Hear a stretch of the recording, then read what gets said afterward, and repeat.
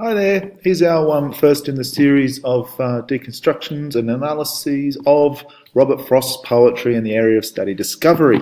But I thought it'd be a good idea to get to know these poems really well and really think deeply about what's happening here. Now, as we've talked about, Frost is working through that sort of romantic literature, or American Romanticism, pastoralism, transcendentalism, the movement back toward nature, the movement into contemplation, the individual, the personal voice, the internal voice. And that all appears in the Tuft of Flowers, which was one of his early works, and probably one of the most accessible to start with. It really is one of the more beautiful pieces of work that he wrote. So let's start to remind ourselves of what actually is going on in this particular poem. I went to turn the grass once after one who mowed it in the dew before the sun. Now, when we consider a couple of things here, we remind ourselves that obviously we have the persona I. This is not Frost, this is Frost's persona, so first person pronoun. And the character who has mowed the grass, the second character in the poem, and there are three, but the second character is not named, and after one who mowed it, they are someone that Frost doesn't know. They're not present apart from the remnant of them. Mowed it in the dew before the sun. So the connection is not there physically. He doesn't know who this person is. He doesn't know anything about them individually. Now, Frost's persona is there for work. Frost's persona is there to turn the grass. He's there to do a job. He's there for purpose. He's not there to dream. He's not there to consider poetry. He's there to work. The dew was gone that made his blade so keen before I came to the levelled scene. And the key word, of course, as we know, is levelled. Levelled reminds us of the human hand and the order of humanity over the disorder or chaos and beautiful chaos of nature. And so we have a little moment there where we're reminded of societal, not necessarily, it's not really corruption, but societal sort of footprint onto the world. I looked for him behind an aisle of trees. Remember, aisle is island of trees. So there's this own little sort of sanctuary of nature. An island is sovereign in terms of it being, say, a nation. It is its own place. It's not a row. It's an island, and so it stands out. And I listened for his whetstone on the breeze. I looked and listened. Okay, I tried to get a sense of this person through sensory perception, and of course this person wasn't there. But he had gone his way, the grass all mown, and I must be as he'd been, alone. And alone's given its own standalone phrase here, for emphasis, of course, to remind us that Frost's persona is in this field by himself in his contemplation, ready to do his job. As all must be, I said within my heart, whether they work together or apart. Now note here that you've got the language features, you've got the features of actual speech. This is not just an internal dialogue with the self. This is speech. This is someone speaking. So there are voices in this poem. And the voice is an internal voice of Frost's persona, but it's a voice. As all must be, whether they work together or apart. There's a summation of an idea there that this is the way of things. All of us must be alone. Whether or not we are together or apart, we are separate entities, we're an island unto ourselves, we're individuals. We all must travel this world on our own. We must strive to find connection rather than connection is automatic. And that is where Frost's persona starts to engage with the idea of connecting with this former man. But as I said it, swift, so we get swift, a nice little verb there which brings action to the poem. There passed me by on noiseless wing a bewildered butterfly, a butterfly that's confused and upset and worried.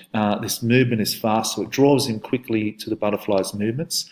And of course, speaking for the butterfly now, the third character in the poem, seeking with memories grown dim overnight some resting flower of yesterday's delight.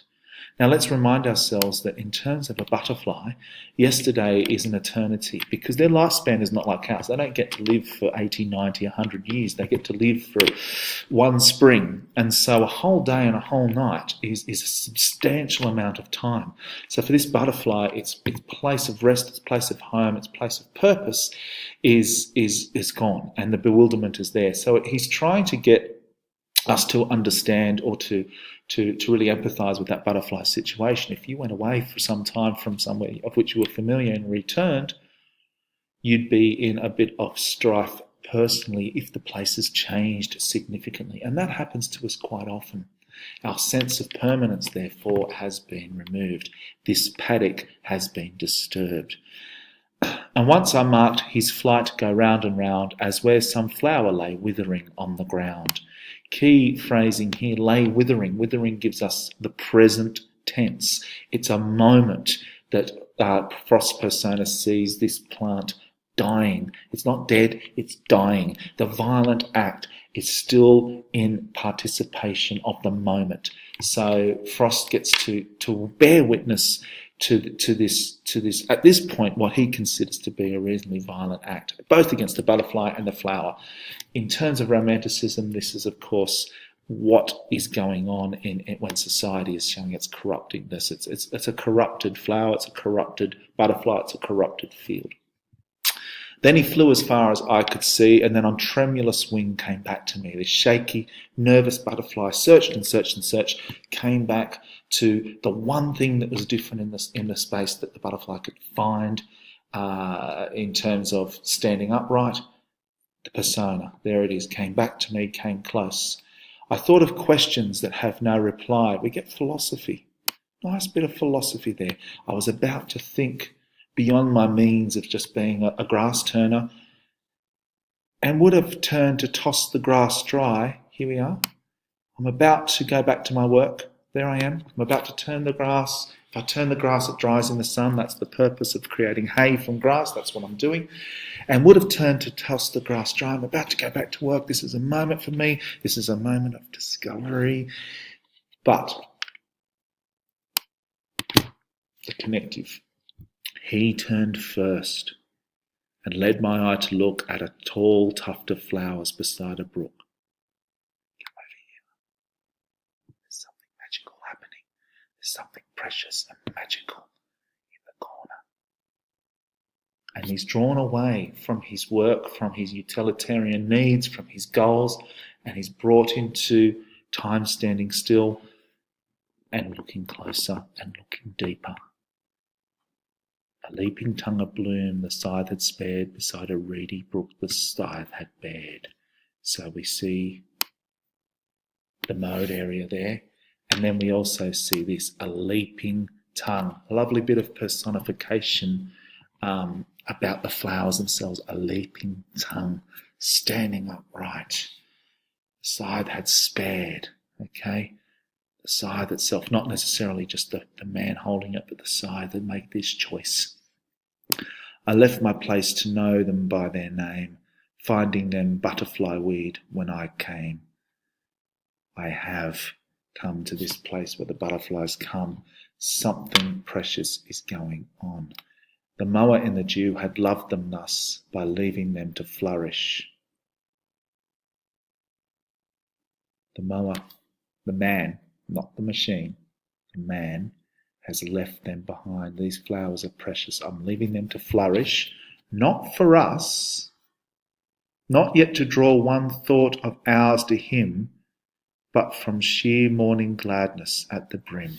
There was no purpose to leaving the flowers there. He's not going, I'm going to leave the flowers for the guy who's turning the grass. I'm going to leave the flowers for the butterfly. No, I'm going to leave the flowers there because they're beautiful. I'm going to leave them be. That's all. There's no reason to me doing this for anyone else's purpose, but for purpose. Ars gratis ars, art for art's sake. Okay? The butterfly and I, so us back here, is the butterfly and the turner. The butterfly and us lit upon, nevertheless, a message from the dawn.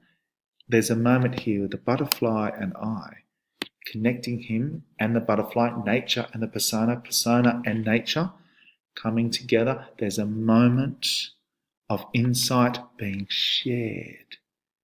Okay? A moment being shared. Both of these creatures are thinking the same thing at the same time. Moment of discovery, but it's also a moment of enlightenment. Nevertheless, a message from the dawn that made me hear the wakening birds around, and suddenly we're granted extra sensory experience. I now can hear the birds. There's more going on in this mown field than just the grass. I can hear birds now. And hear his long scythe whispering to the ground. A bit of personification there. Scythe whispering, a gentle scythe. This is a beautiful thing. It's cut the grass, but it's done something beautiful. And feel a spirit kindred to my own. Connection, so that henceforth I worked no more alone. I'm now connected, but glad with him I worked as with his aid, and weary sought at noon with him in the shade. Now, this here is he and the butterfly. The butterfly doing what the butterfly has to do with the flowers. The grass turner doing what the grass turner has to do with the flowers. Okay, the butterfly and the man turning, spirit kindred, as well as the scythe. All of them coming together, having done this job of similarity and dreaming, as it were, held brotherly speech with one whose thought I had not hoped to reach. So here we get reminded that I did not step out today to understand anything deeper about the world. I stood out today to actually turn grass. That's all I wanted to do, but something precious I brought home, more important, more profound. Men work together, I told him from the heart. Now that is, of course, telling the butterfly, talking to the butterfly. Here we get this speech again. Whether they work together or apart, we are connected. We do have the same sentiment. We do feel the same way. Now, this poem has very little in terms of metaphor and phrasing. There is some personification here at the end with your scythe whispering and your butterfly connecting, and that's really about it. In terms of effect, it's pretty minimal. It's there only to help us understand that Frost's persona is coming to a moment of deeper concern with the natural world around him, okay, and a moment of insight and gladness. So what type of discovery is going on here? Obviously there's a personal discovery. There's some kind of personal, deeper insight into the connection of nature and the nature of man and the interconnectedness of all sorts of things. There's a profoundness to that. Is it provocative? Yes, it's provocative because it changes the nature and the way we see ourselves connected to each other. It means he might take further care with his work later. It means that he understands his place in the natural world.